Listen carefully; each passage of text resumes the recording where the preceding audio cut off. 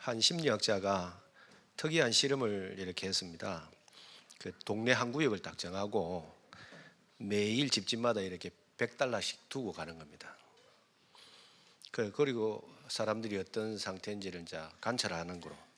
그래 첫날이 돼가지고 100달러를 이제 집 앞에 이제 놓고 가니까 사람들이 생각할 때는 저 이상한 사람이네 이제 그렇게 생각했겠지요.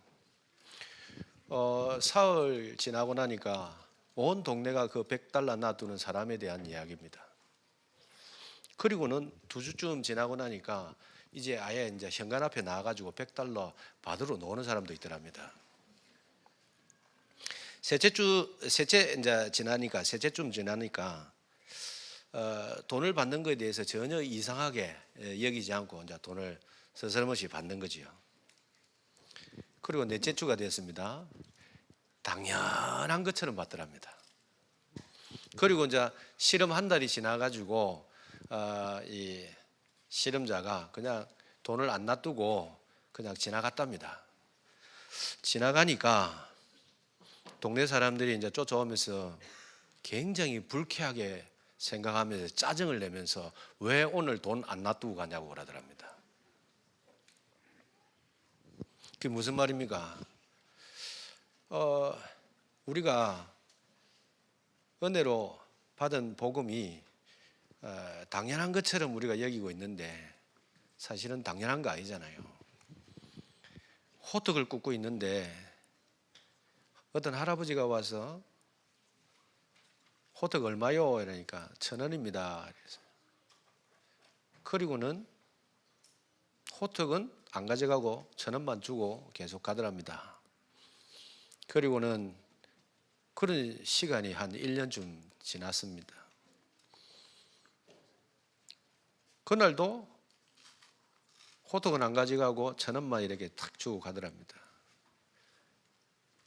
그래서 이 아주머니가 호떡 굽는 아주머니가 고민하다가 할아버지를 쫓아가서 이야기했답니다. 할아버지, 호떡값 올랐어요. 1,200원으로. 사람이 이렇게 당연한 것처럼 이렇게 우리가 그 좋은 복음을 가지고 있는데 어느 날 이렇게 가보니까 나에게 감동도 없고 감격도 없고 은혜도 없고 그냥 교회 왔다 갔다 하는 그런 이상하게 내 마음이 메말라 있지는 혹시 않은가요? 그래서 우리가 다시금 그런 복음에 대한 감동과 감격과 감사들이 조금 회복되어지는 날이 되면 참 좋겠습니다. 그래서 제가 오늘은 그 서론을 뺐어요. 저도 1, 2, 3번을 한번 해보려고.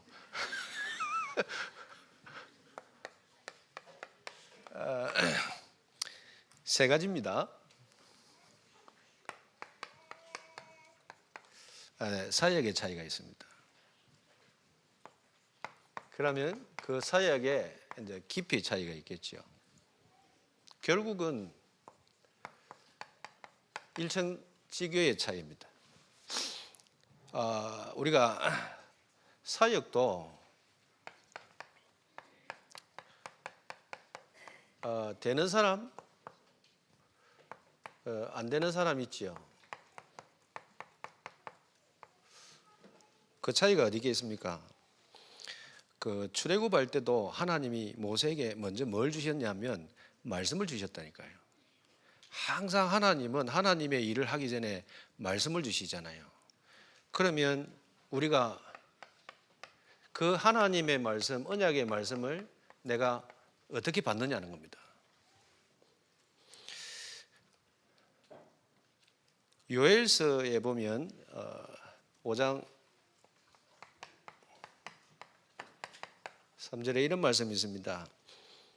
하나님을 사랑하는 것은 이것이니 우리가 그의 계명을 지키는 것이라. 그러면서 그 뒷말, 그 계명은 무거운 것이 아니다. 짐이 아니다. 우리가 말씀을 받는데 요한복음 6장에 보면 하나님의 말씀이 선포되어지는데 예수님을 쫓아다니는 제자들 중에 그 말씀이 어렵다고 이야기했어요. 그리고는요, 그 말씀이 걸린다고 했어요. 그러면서 요한복음 6장 66절에 보면 떠나는 제자가 나와요. 교회도 마찬가지입니다. 우리가 하나님의 말씀이 무거운 짐이 되어지면 곤란하잖아요. 사역이 무거운 짐이 되어지면 곤란하잖아요.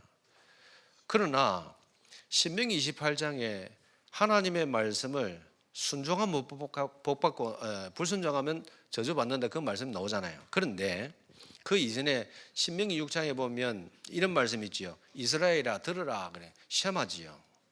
우리 하나님 여호와는 유일하신 하나님이다. 너는 마음을 다하고 뜻을 다하여 주 너희 하나님을 사랑해라 이래. 자, 우리가 사랑을 하기 시작하면 그냥 몸도 움직이고 돈도 움직이고 다 움직여요. 우리가 여호와 하나님을 사랑하면 그건 짐이 아니에요. 사랑하는 순간 나는 모든 게 움직인다니까요. 연애 안 해보셨습니까? 밤에 오락해도 움직입니다. 그거는. 보고 싶다니까요. 그냥. 정상적인 신자는, 우리가 당연하게 은혜 받는 신자는 그냥 좋아요. 그냥 늘 목사님 말씀하시잖아요. 좋아요. 그냥 하나님의 말씀이 그냥 좋아요. 그래서 지난번에 말한 껌딱지라 그냥 붙어만 있으면 돼. 두 번째,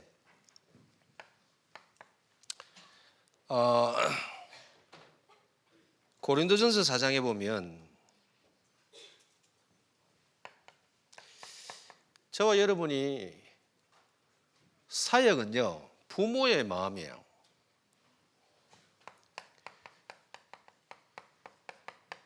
고린도전서 4장 15절에 보면 일만서성이 나옵니다. 일만서성은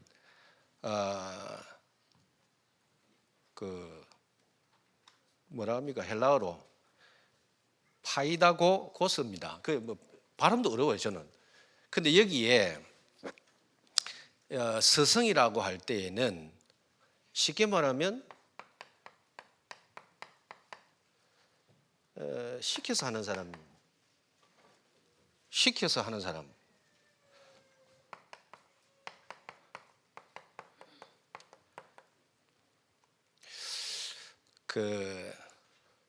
주인의 자녀를 돌보는 노예 있잖아요.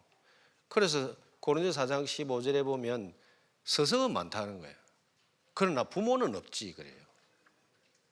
아이를 돌보는데 부모가 시켜서 하는 건 아니잖아요. 그래서 사도 바울이 아버지는 많지 않다라고 이야기합니다. 복음을 가지고 내가 너희를 낳았다 이렇게 표현해요. 그러니까 사도 바울 속에는 뭐가 있냐면 한 영혼 한 영혼을 향하여서 뭐가 있냐, 늘 이기 담겨요. 그래서 14권의 서신서 1장을 탁 펼쳐보면 전부 이게 나와요. 1장마다 뭐냐, 고린도 1장 4절에도 내가 너희를 위하여 항상 하나님께 감사한다. 빌립보서 1장 3절에도 너희를 생각할 때마다 나는 감사한다. 심지어 에베소 1장 17절에는 지혜와 계시의 영을 허락해서 하나님을 알게 해달라고 기도해라. 이런 기도의 내용들이 계속 나옵니다.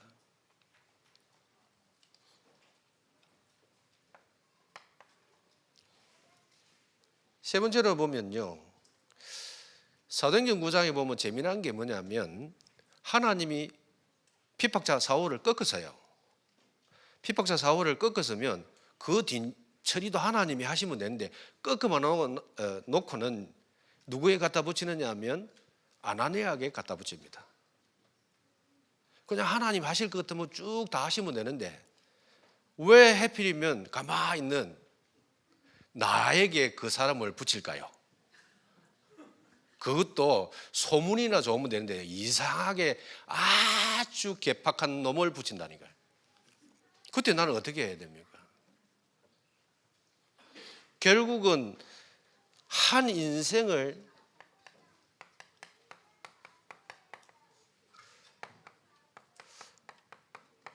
그 바꾸는 만남은 나를 통해서 하십니다. 결국은 하나님이 나를 보냈고 하나님이 나를 그 사람에게 붙인 겁니다. 그래서 이 마음이 없으면 지속하기 힘들어요. 그러면 이 사람에게 뭘 주면 안 되냐 하면 이걸 주면 안 돼요. 상처를 주면 안 돼요.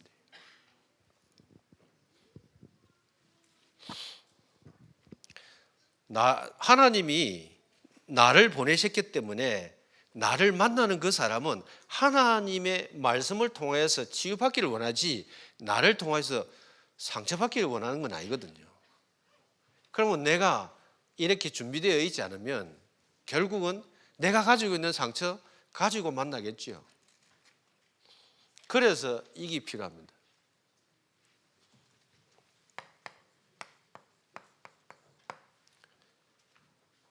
사람을 변화시키는 차이는 결국은 이 차이잖아요.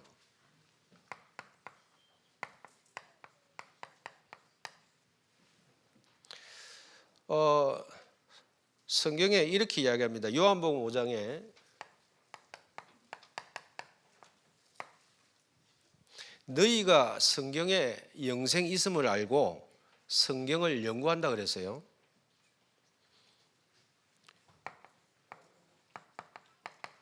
사도행전 17장 11절에도 베레아에 있는 사람들은 데살로니가에 있는 사람들보다 더 너그러워서 간절한 마음으로 말씀을 받고 이것을 그런가 하여 날마다 상고한다 그랬어요.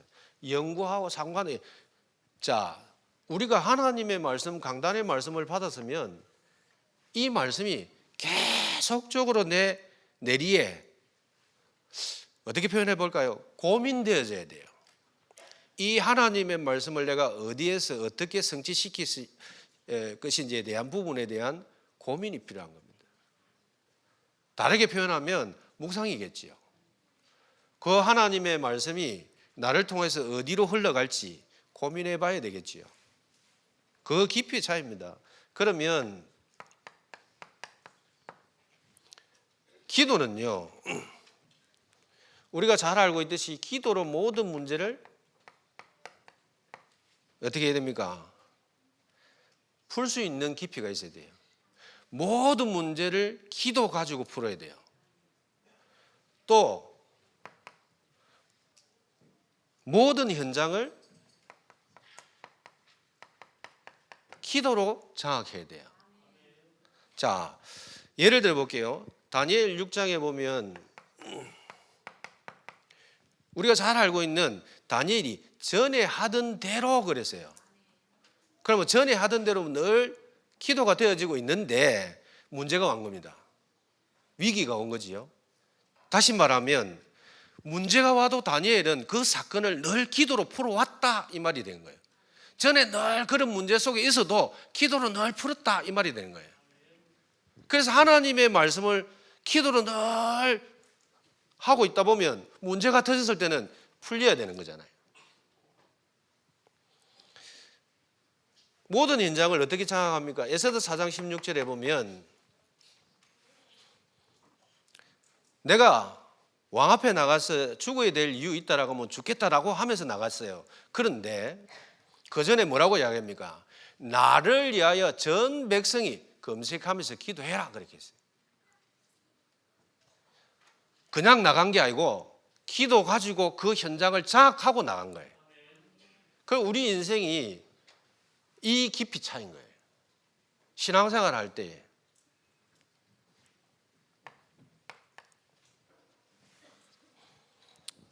자, 하나님이 왜 무디를 쓰셨죠?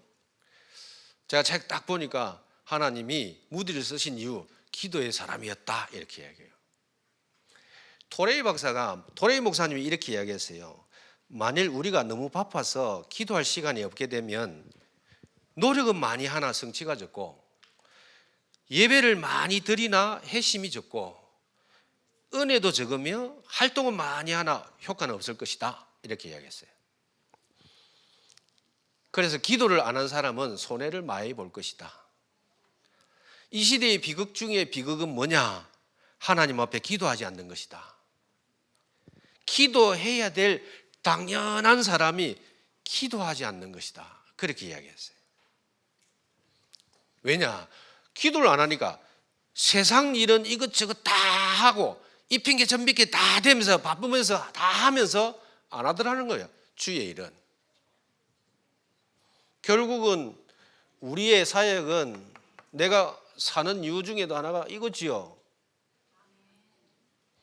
갈렙이 여호수아 14장에 10절에 광야에서 내가 45년을 방황했는데 지금까지 나를 생존하게 하신 이유가 이것 때문이야 그랬어요.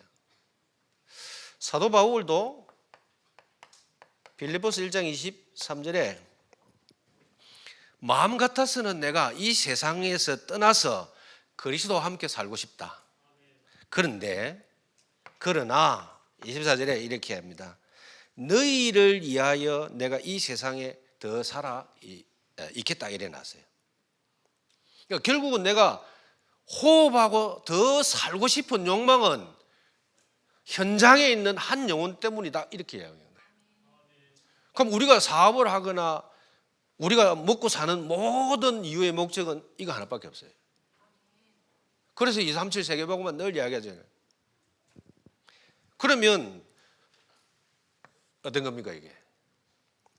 내가 찾아간 교회입니까? 아니면 내가 부름받은 교회입니까?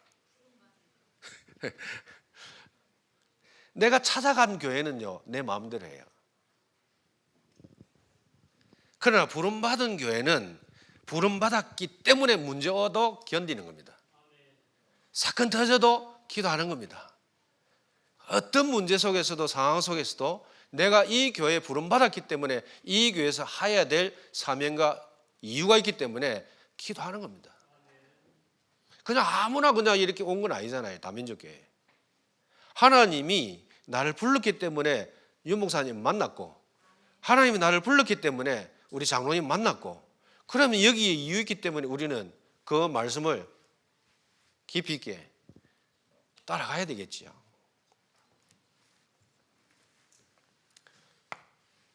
그래서 초대교회 한번 보세요. 결국은 성부는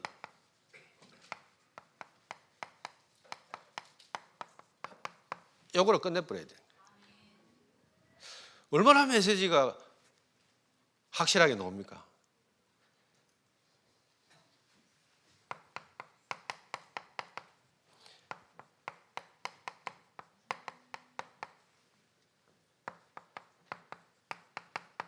이렇게 하시죠.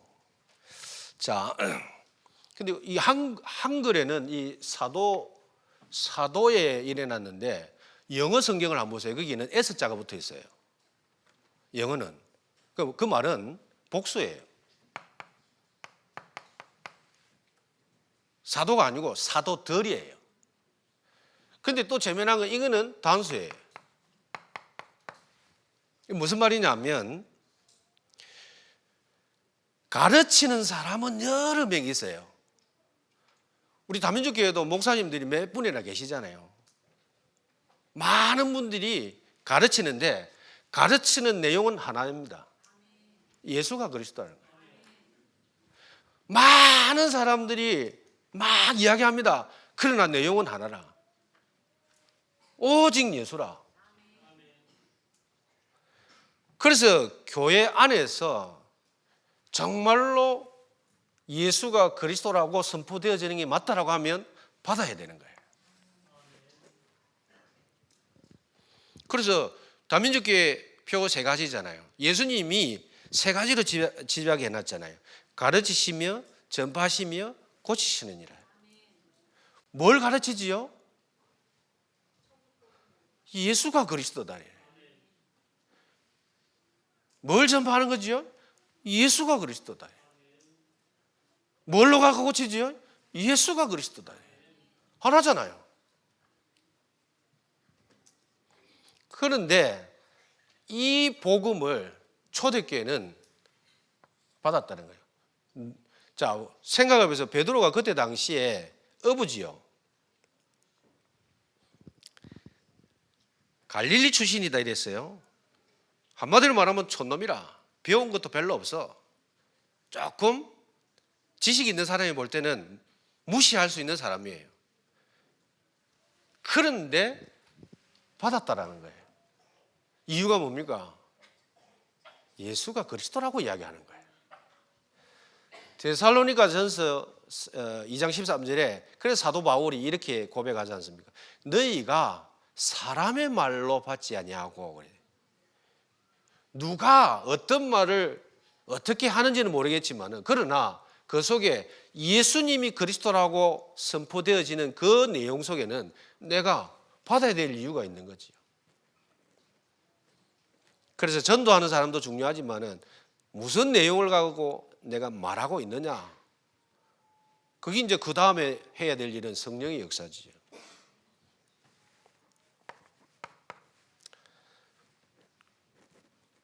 그러면서 한 게 뭐냐면 오로지 기도지요. 기도에 힘쓰니라 이래 놨습니다. 이 힘쓴다 말은 그 용수고 애썼다 이 말이 아니고 헌신했다는 말입니다. 기도에. 초대교회 탄생을 한번 보세요. 그 시작이 뭐냐? 하나님이 뭐부터 시키냐? 결국은 이것부터 시켜요. 일천 지교회 운동을 하려고 하면 결국 시작은 뭐냐? 기도예요. 교회의 본질은 결국은 기도거든요. 예수님도 그렇게 이야기했잖아요. 내 집은 만민이 기도하는 집이다 이랬어요. 신자의 본분은 뭐지요? 기도하는 겁니다. 만약에 교회가 기도가 없고 신자가 기도가 없으면 그건 빈 껍데기지요. 근데 또 재미난 거예요. 기도도 복수로 돼 있어요. 그건 뭔 말이냐? 이거인 거예요. 혼자 할 수 있지만은 같이 한 거예요. 교회는요, 많은 사람들이 나와서 기도해야 돼요. 저는 종종 우리 교회도 이야기하거든요. 오늘도 내가 이야기했고. 저는 어릴 때부터 이제 교회 다니면서 보한 게 그거예요. 권사님들은요, 무조건 하고 뭐 할 거 없으면 교회 와서 기도하고 있는 그거 많이 봤거든요. 근데 요즘 뭐 너무 바빠서 그런가 뭐 교회가 너무 멀어서 그런가 안 와, 그냥. 와도 그냥 왔다가 가.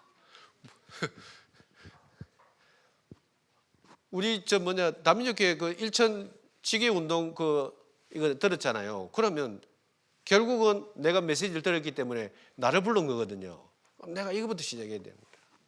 어디 한번 해보세요. 교회 와가지고 얼마나 조용하게 줘서 평일에 오면 이 큰 교회당에 내 혼자 있었다 생각해봐요. 얼마나 조용합니까? 천주교처럼. 그 조용한데 기도는 안 가고 딱 여기 있으면 얼마나 좋아요. 와서 하면 돼. 근데 결국은 쉽지 않은 게 이게 시작이 안 되면 좀 힘들잖아요.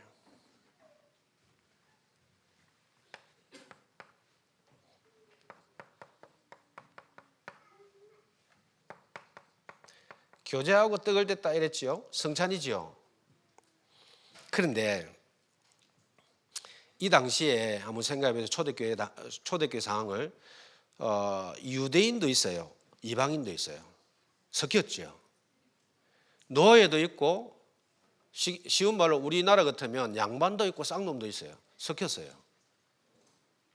그런데 양반하고 쌍놈하고 같이 한 좌석에 있을 수 있습니까? 절대 그럴 수 없는데 이 담이 다 무너진 겁니다. 뭐 때문이냐? 복음 때문에 그런 거예요. 교회 안에 하나님의 복음의 말씀이 맞다라고 하면 그 나의 모든 담이 무너져야 돼.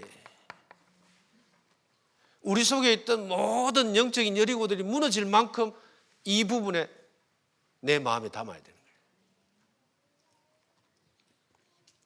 자, 이래가지고 성전에 모이는 겁니다. 성전에 모이는데 날마다 모였어요. 날마다 왜 모입니까? 예배하려고. 그 46절에 날마다 마음을 같이하여 성전에 모이기를 힘쓰고 그랬습니다. 그러면 여기서 끝났냐? 이 예배가 어디로 흘러갔냐? 가정으로 흘러간 겁니다. 집으로 이러는 거예요. 그럼 이 정도로 멈춰야 되는데 47절에는 이렇게 이야기하지요. 하나님을 찬미하고 또 온 백성에게 칭송을 받으니 내 주변에 이웃과 모든 현장으로 흘러갔다는 말이잖아요. 그런데 여기서 중요한 거는 이거예요. 칭송을 받은 거예요. 저는 다락방 만나갖고 이해 안 됐던 사람 중에 하나가 뭐라고 이야기하냐? 난 사람이 어떤 말을 해도 안 들어. 괜찮아. 나는 하나님 말씀만 들어. 복음만 따라가. 말씀만 따라가. 그런데 개떡 같은 행사를 해요. 늘 욕을 얻어 처먹어. 그거 복음 아니에요. 초대교회는 그렇지 않았다니까요. 그래서 사도행전 6장에 가봐요. 희한한 거는 성령 충만, 믿음 충만, 지혜 충만한데 마지막은 칭찬이에요. 왜 좋은 복음을 가지고 있으면서 주변의 사람을 피해주고 어렵게 만들고 힘들게 만들고 욕을 얻어먹어요. 그건 아니거든요. 그건 복음 아니잖아요. 복음은 분명히 내가 가지고 있는 복음은 살리는 거잖아요. 도우는 거잖아요. 힘을 주는 거잖아요. 그런데 왜 내가 가지고 있는 복음이 욕을 얻어먹는 복음이냐는 거예요. 다른 거지요. 분명히 내가 여기에 성공하고 있으면 어떻게 되냐? 삶까지, 이 말은 삶으로까지 연결되는 겁니다. 그죠? 하여튼 신앙생활을요, 내가 신앙생활 하면서부터 우리 구역 안에 혹시 나에 대해서 구시렁구시렁 한다. 그럼 일단 나도 나를 봐야 돼. 저 사람이 왜 나를 자꾸 씹고 그러지 말고 일단은 내가 갱신할 걸 찾아야 돼요. 뭐든지 계속 나에게 씹고 할까요? 또 그 사람은 또 왜 그리 씹어? 그냥 놔두지. 하여튼 초대교회는 이랬어요. 그래서 한번 보세요. 쭉 이렇게 가는 겁니다. 쭉 이렇게 가는 겁니다.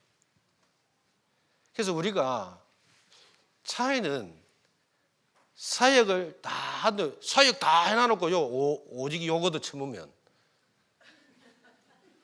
다 무너져 버려요. 이거.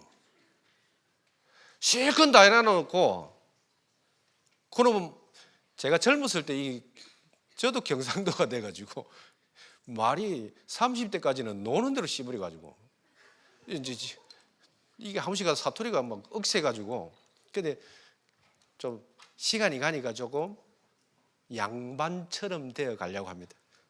아직까지는 아니지만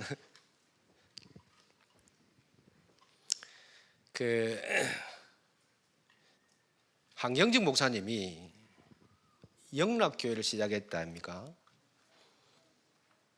제가 오늘 잠시 영락교회 교인 수가 얼마나 되냐 보니까 한 2만 출석 교인이 한 2만 몇천 명이더만요. 처음에 시작할 때가 교인이 한 8명. 아무것도 없으니까 이제 사람이 이제 모두 뭘 했냐니까 집을 팔았다 하네요. 그리고 집을 팔아가지고 전세쯤으로 가고 그 차에 가지고 교회를 세웠다고 그래요. 맞는지 안 맞는지 모르겠습니다. 제가 들은 거니까. 그런데 놀라운 거는 5년이 지나고 10년이 지나고 20년이 지났는데 그 모든 8명이 그때 당시는 몇십 년 전이니까 영락교회보다 더 큰 몇 배나 큰 빌딩으로 하나님 축복해 주셨다 이런 기복적인 하여튼 축복을 이야기했어요. 전설입니다. 근데 그런 게 제 어릴 때만 하더라도 이야기들이 많이 있었습니다. 또 한 예를 들면 김창인 목사님인데 충영교회지요. 건축을 시작을 했어요. 목사님이 장로님도 부르고 권사님도 부르고 집사님도 불러가지고 뭐라고 이야기 지시했냐, 미션을 줬냐, 재산의 11조를 해라 이렇게 한 거예요. 재산의 11조입니다. 10억이면 1억 내야 돼. 100억이면 100억도 없겠지만은 있으면 10억 내야 돼. 그 하여튼 10억 내면 간단해. 다민주교회도 맞죠? 문제는 그게 아니요. 이래가지고 목사님이 재산의 11조를 내라라고 미션이 딱 떨어지니까 절반이 도망가더랍니다. 그리고 절반 남았답니다. 그리고는 그 수년이 지나가지고 이제 건축을 했어요. 그 절반 남았던 사람들이 나중에 삶이 어떻게 됐냐? 11조를 드렸던 모든 사람들이 재물의 복을 받더라, 그런 전설을 이야기합니다.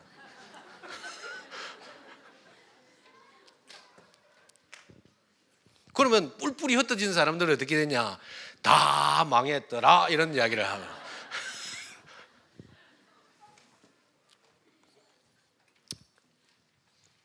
이게 맞으면 그래 해야 되는 거예요. 그 전설이지만은 일리 있는 전설이에요. 하여튼 내가 하는 헌금하고 뭐 경제는요 관계 있어요. 내게 응답했으면 내 자녀들에게, 내 후대에게 있을 거 아닙니까? 저는 그래서 우리 교회 장로님 아들 보고 늘 이야기했어요. 네가 받는 복은 장로님 때문이야 하면서. 망해야 되는데 네 꼬라지를 보면 네가 이렇게 살 수 있는 거는 부모 덕이야 하면서. 우리 집안도 마찬가지겠죠. 우리 아이들이 망할 수 있는데 충분히 안 망하는 이유는 저 때문입니다. 제가 보기 사람이잖아요. 그러면 다민족교도 마찬가지지요. 다 어렵게 막 힘들게 할 수밖에 없는 상황이었는데 복 받는 이유는 유채 목사님 때문입니다. 왜냐? 끝난 겁니다. 그래서 그 영국에 있는 그 시인 윌리엄 쿠퍼가 이런 말을 했습니다. 기도를 포기하는 것은 전투를 포기하는 군인과 같다. 악한 마귀하고 싸워야 되는데 기도를 포기해버리면 어떻게 됩니까? 그래서 오늘 이후로 정말로 교회를 위하여 목사님을 위해서 마음껏 뒤에서 배경되기를 축원드립니다. 기도합니다. 하나님께 감사를 드립니다. 주신 말씀이 그대로 성취되어지기를 소원합니다. 예수 그리스도 이름으로 기도합니다.